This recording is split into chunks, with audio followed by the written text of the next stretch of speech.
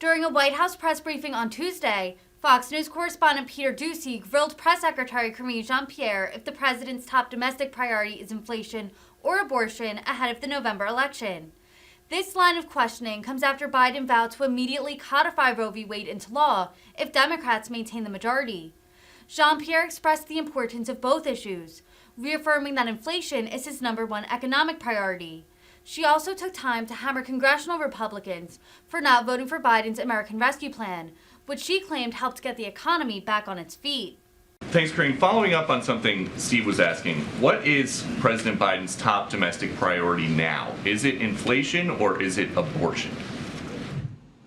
The president's going to continue to talk about issues that matter to the American people. And abortion is one of them. Majority of the American people disagree with the decision that the Supreme Court made, the Dobbs decision. That is, a majority of the people disagreed with that. When it comes to the economy, the president has made it very, very clear. When it comes to inflation, it is his #1 economic priority, and he is doing everything that he can to make sure that we lower prices for the American people. It's his #1 economic priority. We've heard the president say inflation is his top domestic priority, but now he's saying come next year, his first bill would be abortion related. So is his #1 domestic priority abortion or is it inflation? Well, let's not forget what the president has done the last 19 months. He has made the economy his top priority. He has passed the American Rescue Plan by the way, as you heard me say all the time, no Republicans voted for that in Congress,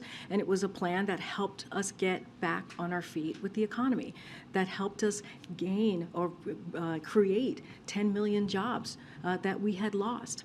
It also put money in people's pockets. It also made sure that businesses were able to open up, schools were able to open up, people were able to go back into their homes, save their homes.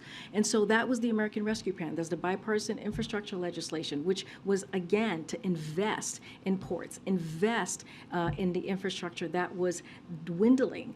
And so that is something that he did. The Inflation Reduction Act, that is lowering cost for the American people. He is working on the economy every day. We just announced yesterday, hearing aids. 30 million people are going to benefit from hearing aids, saving thousands of dollars a year. So that's working on the economy every day. So you said he's been working on the economy every day for 19 months. Now Bloomberg economists are forecasting a 100% chance of a recession. So how is it that we can be barreling towards a recession and the economy is, as the president says, strong as hell?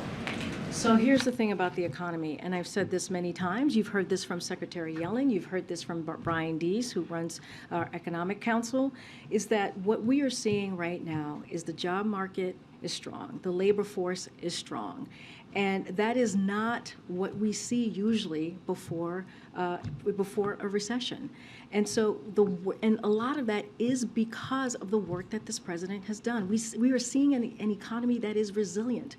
We are seeing an economy that is going into a transition with more stable growth, more steady growth, and that is because of the work that this president has done. That is because of the economic policy that he has put forward. And let me remind you, the economic policy that he's put forward is about building the economy from the bottom to the top and the middle out. And that is so important because it means that we leave no one behind. It means that there's equity at everything that he puts forward. And so again, you're going to hear from the president about gas prices. That's, again, trying to make sure that we continue to keep prices low for the American people. Last one, just if President Biden keeps going to the petroleum reserves when there are energy problems, is he giving up on his campaign pledge to end fossil fuel? So I want to be very clear on that piece. There is no shortage of opportunity or incentive for oil companies to ramp up production. We've made that clear. Oil companies are ranking in record profits, as we have seen. They have showed it themselves. We've seen it ourselves, while more than 9,000 approved drilling permits remain untapped by the oil industry. At the same time, U.S. oil production is up and on track to reach a record high this year. Again, a record high. In fact, the United States has produced more oil in President Biden's first year than under the Trump administration's first year. Okay, we're going to